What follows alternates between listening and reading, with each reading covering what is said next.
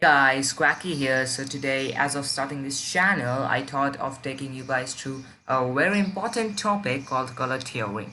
Well, I might assume you already know what it means, but just saying in short, color theory is a set of fundamental rules and laws that you follow to make art, or actually, color your art. This video will only cover the basics you need to know about color theory.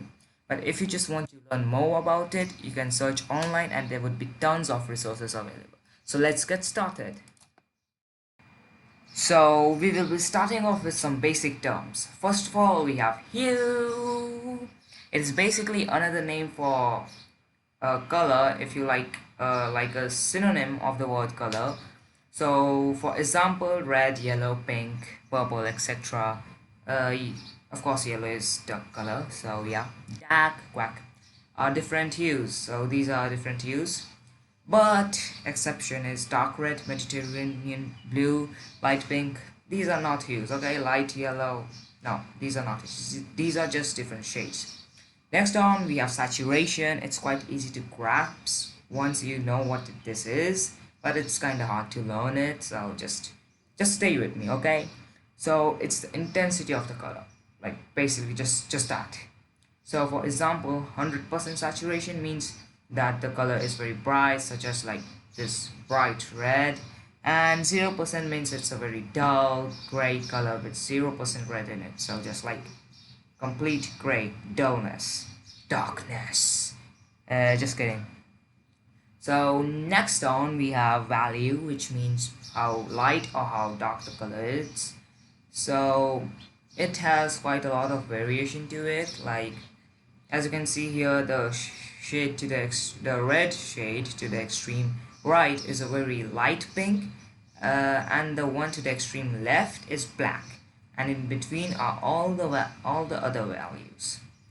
Now we come to something which you would not really use that much, but it's okay to learn more. So it's called the color schemes. Now what are color schemes? They are like group of color you can choose from a color wheel, and this right here is a color wheel. Right now we will only talk about the monochromatic color scheme, but there are more such as complementary, triadic, and many more. So monochromatic color scheme means you take any one hue or color, as you would like to call it, and then change the lightness, the value basically, to get many other shades to use it. A solid and very widely used example is basically black and white. So you take maybe gray and then you add lightness or darkness to it and you get white and black on the extreme sides, and then you can just see that there are lots of shades in between. So another great example would be the Game Boy and NES games. They have like sort of a green one, whatever color they use, I don't really remember. So they just change the value of saturation and they get the palette. That's so easy. You should try it at least once in your life to use this particular color scheme. It's just a recommendation to get better in art. So there are more other, as I said, you can just search online for them. But this one you would be using and you should be using for something at least.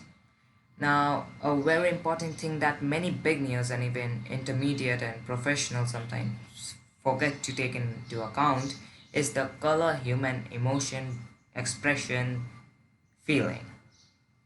So let me ask you something. Here, I have this color here. Now, what do you feel when you see it? It's red, and it is mostly used as a danger, anger, devil, or passion, and love, something of that nature. You must have felt something like that too. Different color expresses a different feeling to people. We started with red, so let's move to orange, which depicts courage, vitality, and sometimes happiness, etc. Yellow stands for cheerfulness, energetic feel, and when used nicely, it can be a comfy color. Now, one example of this is the song made by Marshmello called Happier. They have a black balloon as its icon. So it's, you know, oh, I said black, it's yellow. Rip. So next one is green. It is one of the most pleasing colors to the eyes. and depicts nature, wealth, health, responsibility, growth, etc. Yeah, that's a lot to know, but you have to know that it's very important. Next, we have blue, one of my personal favorites when it comes to this topic. It shows calmness, spirituality, truth, and the feeling of coolness. I mean, like not that coolness, but this coolness. Purple, on the other hand, is associated with royalty, royalty, wealth, and creativity. Now, a side note before we move to the last thing, I am not myself someone who has a degree in design, color theory, and all of this. I'm a self-taught. I'm a self-taught from Wikipedia, YouTube, and other sources. But I assure you, having a certificate, a piece of hard paper, does not say who you are. There are plenty of jobs out there which see your talent and creativity. So be who you are, and don't feel you need a degree to be professional. And now we come to the last topic, which is types of colors. I just don't know what to call them. So yeah, I don't know. IDK. There are three basic color types: warm colors, cold colors, and neutral colors.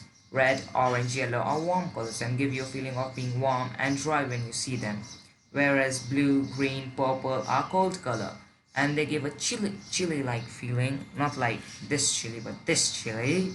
So they give a cold feeling when you see them, like cool. I said coolness, not this coolness, but this coolness. The neutral colors are gray, tan, white, black, and brown. They give off a special type of feeling, in fact, like nostalgia and stuff. They sometimes are very dull looking, sometimes horrifying, and sometimes nothing. It highly depends on what the person has in common with them. So that wraps the video. Hope you learned something new, and in the next video we are going to learn about how to implement this color theory in pixel art. So stay tuned and subscribe for more. Still later, Quackers. Quack.